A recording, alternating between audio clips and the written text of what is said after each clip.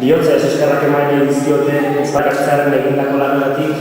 eta urteetan euskararen eta dezkigun artean dugun elkarteionari eman dizkigun errazatzen guztietatik. Udaletxea bera gure. También como no agradecer a las personas que han hablado en nombre de la Castro de Viana, como también hablo de mi trabajo, me parece que el papel que han jugado es clave. Como ya avanzaré después, me parece que son los verdaderos autores de mi libro, ellos y toda la población navarra que ha querido hacer del euskera un instrumento útil para sus vidas, y como no, también la presencia de los miembros de Euskaltzaindia supone para mí un privilegio, un honor, no sé si merecido, que Euskaltzaindia haya tenido a bien publicar mi obra, aún más teniendo en cuenta que Euskaltzaindia, como es lógico, todos comprendemos, defiende, avala, promueve el euskera, y mi obra evidentemente es en castellano, razón por la cual les agradezco doblemente el hecho que haya tenido la osadía de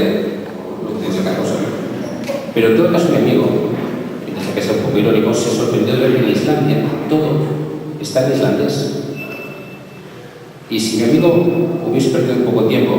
no, de hecho no lo perdió, pero que si hubiese hecho otras cosas como ir a una escuela, ir a una universidad, ir a un juicio,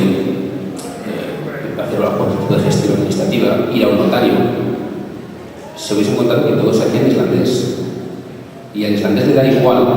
tener menos de 300.000 hablantes, lo que es aproximadamente un tercio de los hablantes que puede tener el euskera. Llegaba la mayoría de euskaldunes, estaban superados el 40%, eso sí, una población envejecida, analfabeta en su lengua, por una transmisión muy tocada. Y luego hay un tercer tipo de pérdida, que es la pérdida de